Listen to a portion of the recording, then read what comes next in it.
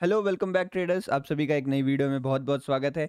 चलिए देख लेते हैं आज बैंक निफ्टी में किस प्रकार का प्राइस एक्शन मूवमेंट थी, कहाँ कहाँ हम ट्रेड ले सकते थे।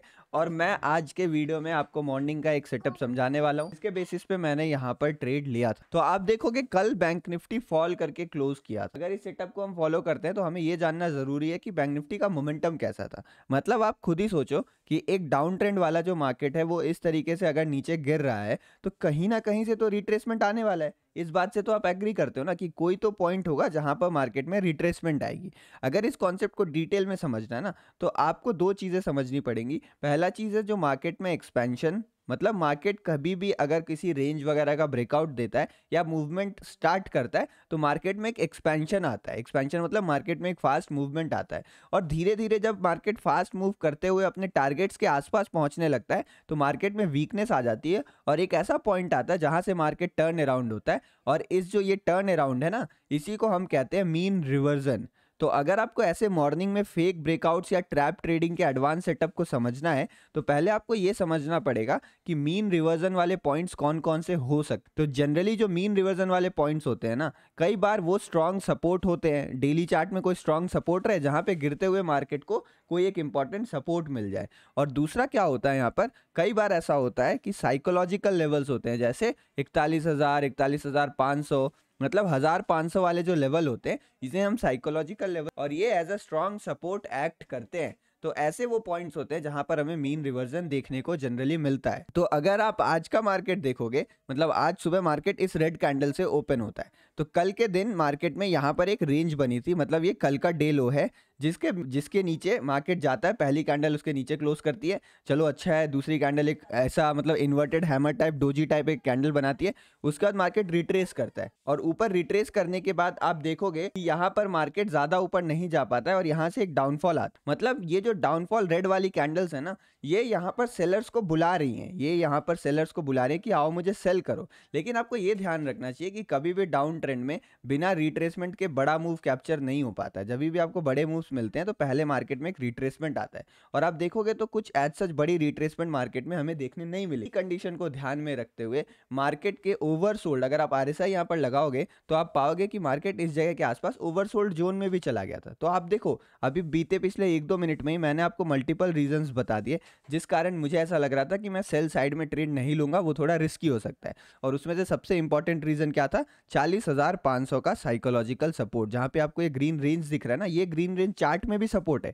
प्रीवियस टाइम चार्ट में मार्केट ने यहाँ पर मल्टीपल टाइम सपोर्ट लिया हुआ है और प्लस यहाँ पर एक स्ट्रॉन्ग साइकोलॉजिकल लेवल भी है 40,500। इसलिए ये बाइंग, मैं पेशेंटली वेट कर रहा था कि मुझे यहाँ पर कोई बाइंग का ट्रेड मिले, नहीं तो इस सपोर्ट के ब्रेकडाउन पे मैं सेल करने की प्लानिंग करता, या फिर मान लो मार्केट फर्दर यहीं रुके रहता तो हम सेल करने की एक प्लानिंग कर सकते थे। लेकिन क्या होता है, मार्केट में रेड कैंडल बनती है और इमीडिएटली एक green bullish engulfing candlestick pattern आपको यहाँ पर देखने को मिलता है और इस एनगल्फिंग पैटर्न पे मैंने एंट्री करी थी और उसके बाद मार्केट में एक बहुत अच्छा खासा अपसाइड हमें यहाँ पर देखने को मिला है। मार्केट यहाँ धीरे धीरे ऊपर जाता है। मैंने सुबह सुबह, और आपको पता है ये जो कंप्लीट प्लान है ना, ये मैं आपको अभी बता रहा हूँ लेकिन मॉर्निंग के लाइव स्ट्रीम में डिटेल में डिस्कस किया था। तो खाली मैंने नहीं, बहुत सारे लोगों ने यहाँ पे प्रॉफिट बुक किया।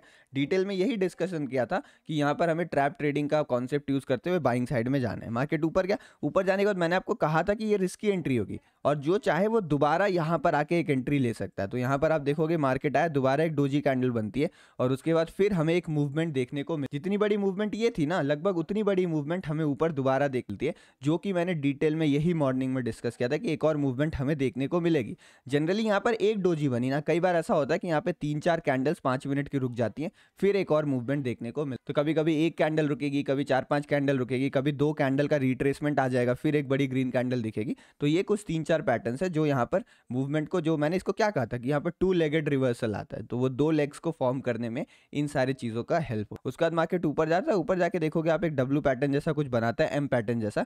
यहाँ पर ब्रेकडाउन नहीं आता, ऊपर जाता है और ऊपर जाके आप देखोगे ट्रेंड लाइन को भी ब्रेकआउट करता है और इस हाई को भी ब्रेक कर देता है। मतलब यहाँ पर मार्केट कहीं ना कहीं कॉल खरीदना चाहते हैं, यानी आप कह लो बायर्स, मार्केट बायर्स को बुला रहा है। लेकिन अगर आप एक चीज ध्यान से देखोगे, ये जो रेड वाली लाइन है ये हमारी रेजिस्टेंस है और रेजिस्टेंस के आसपास आके अगर मार्केट डायरेक्ट उसको ब्रेकआउट करना चाहता है तो हमें थोड़ा वेट करके ट्रेड करना चाहिए। और अगर आप यहाँ ध्यान से देखोगे तो एक भी कैंडल ने हाई के ऊपर, मतलब इस जगह के ऊपर ये जो रेड वाली जोन बनी है उसके ऊपर क्लोजिंग नहीं दी है, तो इतना एग्रेसिव एंट्री तो हमें नहीं करना, खासकर जब मेजर ट्रेंड डाउन हो। अगर मेजर ट्रेंड डाउन है तो यहाँ पर ऊपर गया तो एक रिट्रेसमेंट मिल गया ना, तो अब चांसेस है कि यहाँ पर सेलर्स आएंगे, मतलब इसको हम सेल ऑन राइज का भी मार्केट कहते हैं। तो अगर मार्केट में थोड़ा सा भी राइज मिलता है तो सेलर्स दोबारा आते हैं, और वही चीज़ यहाँ पर होती है।